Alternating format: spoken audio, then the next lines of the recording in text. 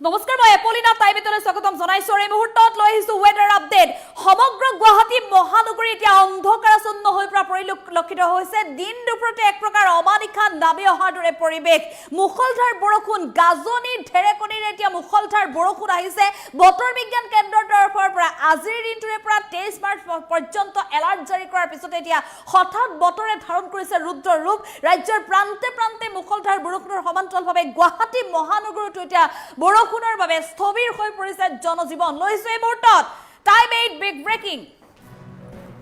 অন্ধকাৰত ডুবিল সমগ্ৰ গুৱাহাটী মহানগৰৰ চাৰিওফালে এতিয়া অন্ধকাৰত বুৰ যোৱা পৰিলক্ষিত হৈছে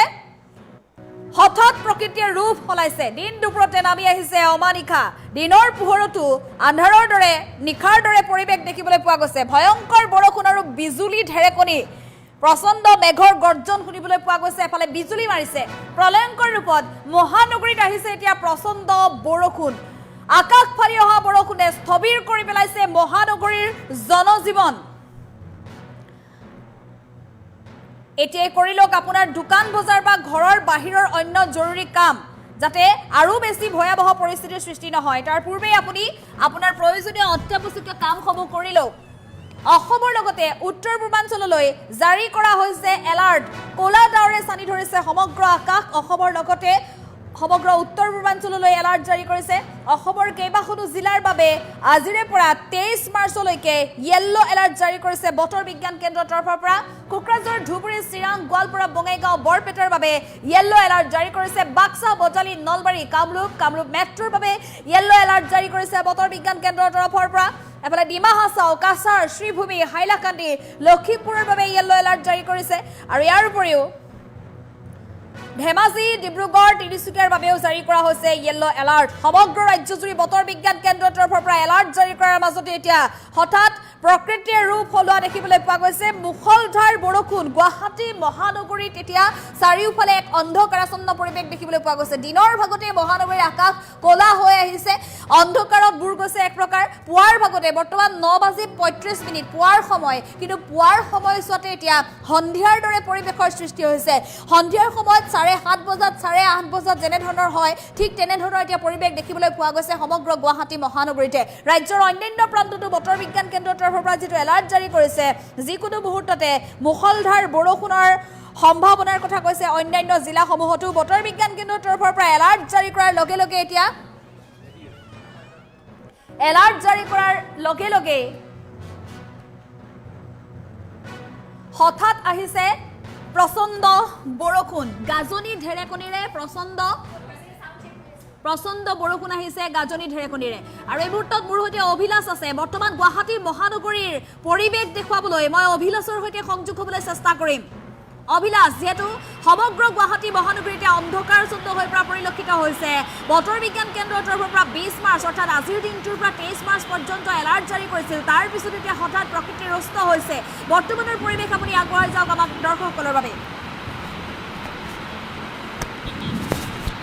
এপলিনা চাওক বৰ্তমান সময় বৰষুণ দিছে অত্যন্ত বতৰ বেয়া পোনপটীয়াকৈ দৃশ্যাংশ দেখুৱাম কিন্তু পূৰ্বে এটা কথা কৈ লৈছোঁ কিয়নো বতৰ বিজ্ঞান কেন্দ্ৰ এলাৰ্ট জাৰি কৰিছিলে আৰু বৰ্তমান সময়ত গুৱাহাটী মহানগৰীত প্ৰচণ্ড বৰষুণ আহিছে তাৰ সমান্তৰালকৈ ধুমুহা অহাও পৰিলক্ষিত হৈছে কিন্তু সকলোকে সাৱধানতা বান্ধি অৱলম্বন কৰিছোঁ যদি জৰুৰী কাম নাই তেন্তে ঘৰৰ পৰা নোলাব কিন্তু বৰ্তমান খ্ৰীষ্টান বস্তিৰ পৰিৱেশ দেখুৱাম বতৰ অত্যন্ত বেয়া বৰষুণ আহিছে পোনপটীয়াকৈ দৃশ্যাংশ দেখুওৱাৰ সহযোগ কৰি মোক সতীৰ্থ কৈলাশে দেখুৱাব এয়া হৈছে খ্ৰীষ্টান বস্তিৰ পৰিৱেশ অত্যন্ত বতৰ বেয়া বৰষুণ আহিছে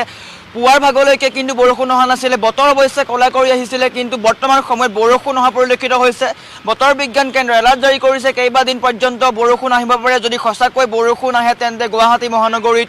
বানপানী হোৱাৰো আশংকা কৰা হৈছে গতিকে সকলোকে সতৰ্কতা অৱলম্বন কৰি থাকিবলৈ আহ্বান জনোৱা হৈছে আৰু এয়া হৈছে খ্ৰীষ্টান বস্তিৰ পৰিৱেশ খ্ৰীষ্টান বস্তিৰ সমান্তৰালকৈ গুৱাহাটী মহানগৰীৰ কেইবাটাও প্ৰান্তত কিন্তু বৰষুণ আহিছে গীতানগৰৰ পৰা আৰম্ভ কৰি জু ৰোড গণেশগুৰি খানাপাৰা সকলোতে বৰষুণ অহা পৰিলক্ষিত হৈছে আৰু এই পুৱাৰ ভাগৰ দৃশ্যাংশ সকলো অফিচ কাছাৰীলৈ গৈ আছে সাধাৰণ জনজীৱন চলি আছে কিন্তু হঠাৎ বৰষুণ অহাৰ ফলত কিছু হ'লেও সাধাৰণ জনজীৱন স্তব্ধ হৈ পৰা দেখিবলৈ পোৱা গৈছে ৰাজপথৰ কাষত থকা দোকানসমূহ বৰ্তমান সময়তো বন্ধ আছে কিয়নো পুৱাৰ ভাগত ইয়াত দৃশ্যাংশ দেখুৱাই আছোঁ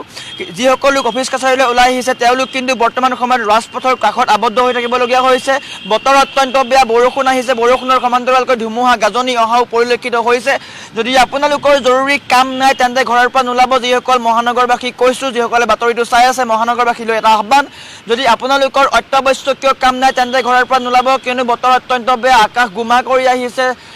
দূৰৰ দৃশ্যাংশ আমি দেখিব পৰা নাই, চাৰিওফালে কেৱল বগাময় পৰিৱেশ। বৰষুণ আহিছে, প্ৰথমতে কিনকিনীয়া বৰষুণ আহিছিলে, কিন্তু বৰষুণৰ মাত্ৰা লাহে লাহে বাঢ়িব ধৰিছে। এতিয়া আমি চাদৰ ওপৰত আছোঁ আৰু বৰ্তমান সময়ত বৰষুণৰ মাত্ৰা বাঢ়িছে আৰু হয়তো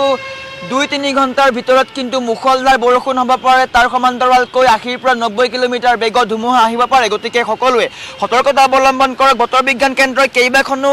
জিলালৈ এলাৰ্ট জাৰি কৰিছিলে, বিশেষকৈ গুৱাহাটী মহানগৰতো এলাৰ্ট জাৰি কৰা হৈছিলে আৰু এয়া হৈছে পৰিৱেশ গুৱাহাটী মহানগৰীৰ পুৱাৰ ভাগতেই। বতৰ অত্যন্ত বেয়া হৈ পৰিছে, হাহাকাৰ পৰিৱেশৰ সৃষ্টি হৈছে, সাধাৰণ জনজীৱন স্তব্ধ হৈ পৰা দেখিবলৈ পোৱা গৈছে। ৰাজ্যত 7 মাহমান ধৰি বৰষুণ নাছিলে, কিন্তু বৰষুণ আহিছিলে, মাজতে আকৌ ৰ'দ দিয়া আৰম্ভ হৈছিলে, কিন্তু পুনৰ গুৱাহাটী মহানগৰীত পৰিৱেশ অত্যন্ত বেয়া হৈ গৈছে। ডাৱৰীয়া বতৰ, আকাশ গোমা, কলাময় পৰিৱেশ, দিনতে অন্ধকাৰময় পৰিৱেশ হৈছে, অমানিশা নামিছে বুলি ক'ব লাগিব। আৰু এয়া হৈছে পৰিৱেশ দেখুৱাই আছোঁ, দিনতে লাইট জ্বলাবলগীয়া হৈছে, বাহনসমূহ দেখিবলৈ পাইছে, ৰাজপথৰ যিসমূহ বাহন লাইট জ্বলাবলগীয়া হৈছে, কিয়নো অন্ধকাৰময় পৰিৱেশৰ সৃষ্টি হৈছে। সকলোৱে ভাবিছিলে বৰষুণ নিদিয়ে, বতৰ বেয়া আছিলে যদিও বৰষুণ দিয়াৰ সম্ভাৱনা নাছিলে, কিন্তু হঠাৎ এজাক বৰষুণ আহিছে আৰু সেই বৰষুণজাকৰ ফলত সাধাৰণ জনজীৱন স্তব্ধ হৈ পৰিছে। গতিকে যিসকল লোক বাহিৰত আছে তেওঁলোকৰ এটা আহ্বান, যদি আপোনালোকৰ জৰুৰী কাম নাই তেন্তে ঘৰৰ পৰা নোলাব। যদি আপোনালোক বাহিৰত আছে তেন্তে এতিয়াই ঘৰ নাযাব, যদি বাহিৰ ওলায় তেন্তে বৰষুণ হোৱাৰ সম্ভাৱনা আছে, গতিকে আপোনাৰ অনিষ্ট হ'ব পাৰে। গতিকে য'তেই আছে সুকলমে থাকক, কিয়নো আগন্তুক 3 ঘণ্টা পৰ্যন্ত বৰষুণ হ'ব পাৰে, মুখলধাৰ বৰষুণ হ'ব পাৰে। কৃত্ৰিম বানৰ আশংকা কৰা হৈছে, গুৱাহাটী মহানগৰীত কৃত্ৰিম বানৰ আশংকা কৰা হৈছে। গতিকে অত্যন্ত যদি জৰুৰী কাম নাই তেন্তে ঘৰৰ পৰা নোলাব।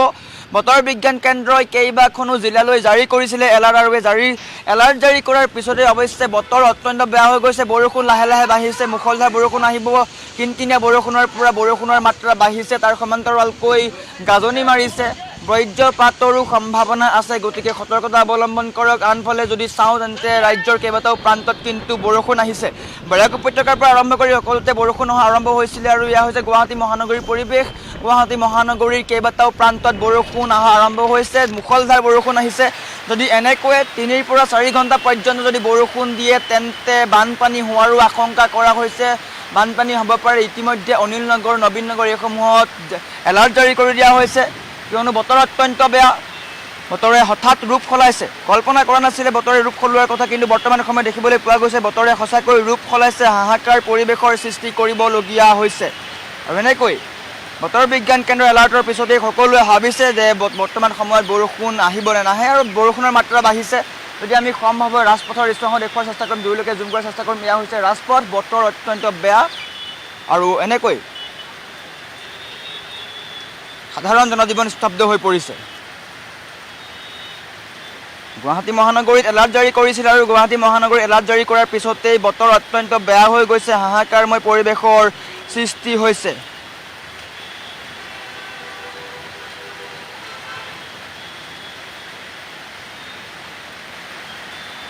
বৰ্তমান সময়ত এয়া দেখুৱাইছোঁ দৃশ্যাংশ।